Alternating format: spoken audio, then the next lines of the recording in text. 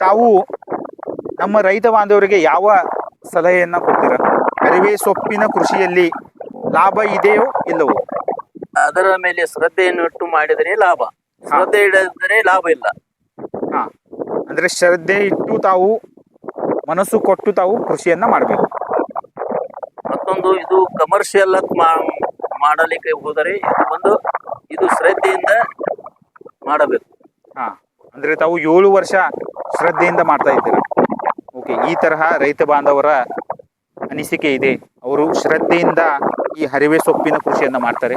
ಅವರು ಕಂಟಿನ್ಯೂ 7 ವರ್ಷ ಈ ಹರಿವೆ ಸೊಪ್ಪಿನ ಕೃಷಿಯನ್ನ ಮಾಡ್ತಾರೆ ಹಾಗೂ ಅದರಿಂದ ಲಾಭವನ್ನು ತಗೋತಾರೆ.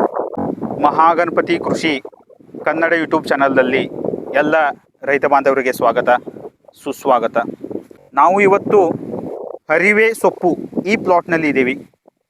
ಈಗ ಲೀಫಿ ವೆಜಿಟೇಬಲ್ ಯಾವ ತರಹ ಬೆಳಿಬೇಕು, ಹರಿವೆ ಸೊಪ್ಪು ಯಾವ ತರಹ ಬೆಳಿಬೇಕು ಹಾಗೂ ಯಾವ ಯಾವ ಅಂಶಗಳನ್ನು ನಾವು ಗಮನಕ್ಕೆ ಕೊಡಬೇಕು ಹಾಗೂ ಹರಿವೆ ಸೊಪ್ಪು ಬೆಳೆಯುವುದರಿಂದ ನಮಗೆ ಲಾಭ ಆಗತ್ತೋ ನಷ್ಟ ಆಗತ್ತೋ ಈ ಎಲ್ಲ ಮಾಹಿತಿಯನ್ನು ನಾವು ಇವತ್ತು ರೈತ ಬಾಂಧವರು ನಮಗೆ ಹೇಳ್ತಾರೆ. ಇವತ್ತು ನಾವು ಶಿವರಾಯ್ ಅಗ್ರಿಕಲ್ಚರ್ ಫಾರ್ಮ್ದಲ್ಲಿ ಇದ್ದೀವಿ.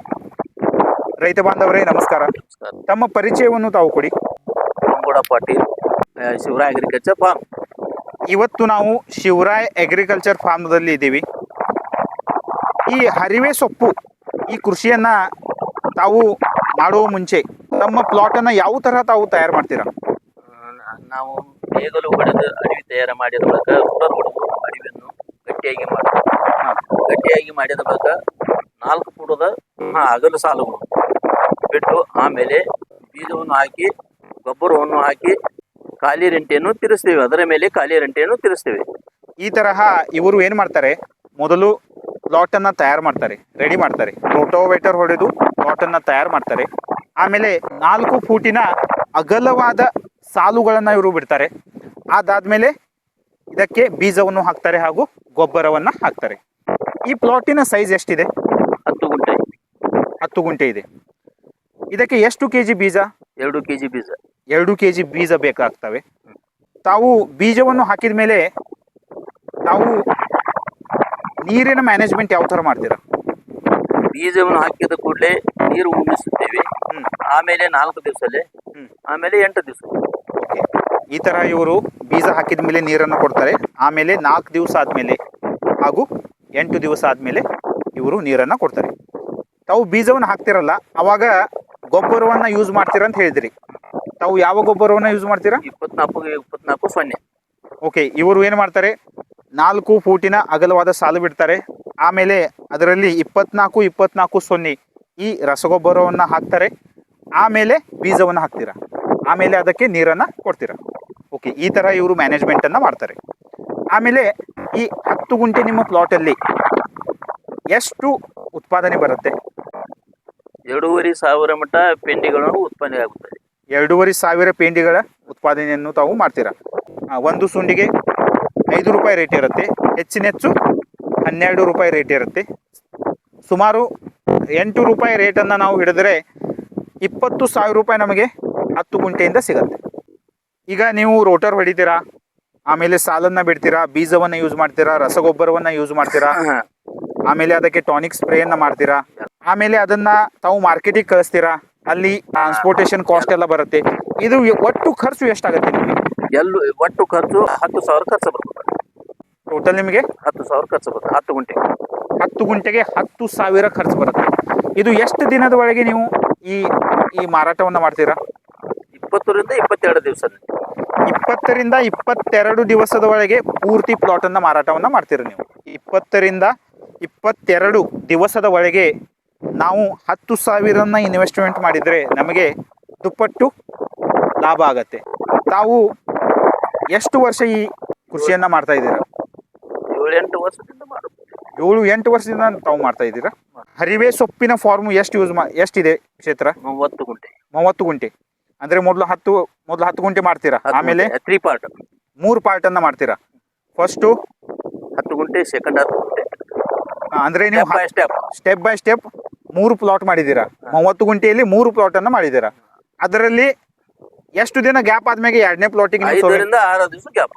ಗ್ರೋವಿಂಗ್ ಆದ್ಮೇಲೆ ಗ್ರೋಯಿಂಗ್ ಆದ್ಮೇಲೆ ಎರಡನೇ ಪ್ಲಾಟಿಗೆ ಸೋಯಿಂಗ್ ಮಾಡ್ತೀರಾ? ಎರಡನೇ ಅದು ಗ್ರೋವಿಂಗ್ ಆದ್ಮೇಲೆ ಮೂರನೇ ಪ್ಲಾಟಿಗೆ ಮಾಡೋದು. ಮೂರನೇ plot.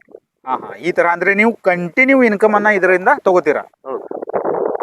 ಈಗ ತಾವು ನಮ್ಮ ರೈತ ಬಾಂಧವರಿಗೆ ಯಾವ ಸಲಹೆಯನ್ನ ಕೊಡ್ತೀರಾ? ಅರಿವೆ ಸೊಪ್ಪಿನ ಕೃಷಿಯಲ್ಲಿ ಲಾಭ ಇದೆಯೋ ಇಲ್ಲವೋ? ಅದರ ಮೇಲೆ ಶ್ರದ್ಧೆಯನ್ನು ಇಟ್ಟು ಮಾಡಿದರೆ ಲಾಭ, ಶ್ರದ್ಧೆ ಇಡದರೆ ಲಾಭ ಇಲ್ಲ. ಹಾ, ಅಂದ್ರೆ ಶ್ರದ್ಧೆ ಇಟ್ಟು ತಾವು ಮನಸ್ಸು ಕೊಟ್ಟು ತಾವು ಕೃಷಿಯನ್ನ ಮಾಡಬೇಕು. ಮತ್ತೊಂದು ಇದು ಕಮರ್ಷಿಯಲ್ ಮಾಡಲಿಕ್ಕೆ ಹೋದರೆ ಇದು ಶ್ರದ್ಧೆಯಿಂದ ಮಾಡಬೇಕು. ಹಾ, ಅಂದ್ರೆ ತಾವು 7 ವರ್ಷ ಶ್ರದ್ಧೆಯಿಂದ ಮಾಡ್ತಾ ಇದ್ದೀರಾ. ಓಕೆ, ಈ ತರಹ ರೈತ ಬಾಂಧವರ ಅನಿಸಿಕೆ ಇದೆ. ಅವರು ಶ್ರದ್ಧೆಯಿಂದ ಈ ಹರಿವೆ ಸೊಪ್ಪಿನ ಕೃಷಿಯನ್ನ ಮಾಡ್ತಾರೆ. ಅವರು ಕಂಟಿನ್ಯೂ 7 ವರ್ಷ ಈ ಹರಿವೆ ಸೊಪ್ಪಿನ ಕೃಷಿಯನ್ನ ಮಾಡ್ತಾರೆ ಹಾಗೂ ಅದರಿಂದ ಲಾಭವನ್ನ ತಗೋತಾರೆ. ಈ ಕೃಷಿಯನ್ನ ವರ್ಷದಲ್ಲಿ ಎಷ್ಟು ಸಲ ಮಾಡ್ತೀರಾ? 4-5 ತಿಂಗಳು. ಈ ತರಹ ವರ್ಷದಲ್ಲಿ ಸರಿಸುಮಾರು ಒಂದು 4 ರಿಂದ 5 ತಿಂಗಳು ಇವರು ಈ ಹರಿವೆ ಸೊಪ್ಪಿನ ಕೃಷಿಯನ್ನ ಮಾಡ್ತಾರೆ. ಇದರಲ್ಲಿ ಲಾಭ ಇದೆಯಾ? ಲಾಭ ಇದೆ. ಒಂದೊಂದು ವೇಳೆ ಲಾಸು ಆಗ್ಬೋದು. ಅದು ಮಾರ್ಕೆಟಿಂಗ್ ಹೇಳಕಬಹುದು. ಹಾ, ಒಂದೊಂದು ವೇಳೆ ನಿಮಗೆ ಲಾಸು ಆಗುತ್ತೆ. ಆಲ್ಮೋಸ್ಟ್ ತಾವು ಇಷ್ಟು ವರ್ಷ ಮಾಡ್ತಾ ಇದ್ದೀರಾ, ನಿಮ್ಗೆ ಯಾವತ್ತಾದ್ರೂ ಲಾಸ್ ಆಗಿದೆಯಾ? ಆಗಿದೆ. ಕಂಟಿನ್ಯೂ ಮಾಡ್ಕೊತ ಹೋದ್ರೆ ಲಾಸ್ ಪ್ರಾಫಿಟ್ ಒಂದ್ರದಾಗ ಲಾಸ್ ಆಗೋದ, ಸೆಕೆಂಡ್ದಾಗ ಪ್ರಾಫಿಟ್ ಆಗೋದ, ಇದು ಕಂಟಿನ್ಯೂ ಇರೋದ. ಇರೋದು. ಈಗ ಲಾಸ್ ಆದ್ರೆ ಈಗ ನೀವು 5 ತಿಂಗಳು ಮಾಡ್ತಿರಲ್ಲ, ಅದ್ರಾಗ ಅಟ್ಲೀಸ್ಟ್ ನಿಮಗೆ ವರ್ಷಕ್ಕೆ ಎಷ್ಟು ಪ್ರಾಫಿಟ್ ಆಗತ್ತೆ ಅಂದಾಜು ಹೇಳಿ. ಅದು ಪ್ರಾಫಿಟ್ ಆಗ್ತದ ಇಟ್ಟು ಏನ್ರಿ, ಅದ ನಮ್ಮ ಕ್ವಿಕ್ ಅಮೌಂಟ್ ಯೂಸೇಬಲ್ ಬೇರೆ ವರ್ಕ್ ಮಾಡಲಿಕ್ಕೆ ಅಮೌಂಟ್ ಯೂಸ್ ಬರ್ತದೆ.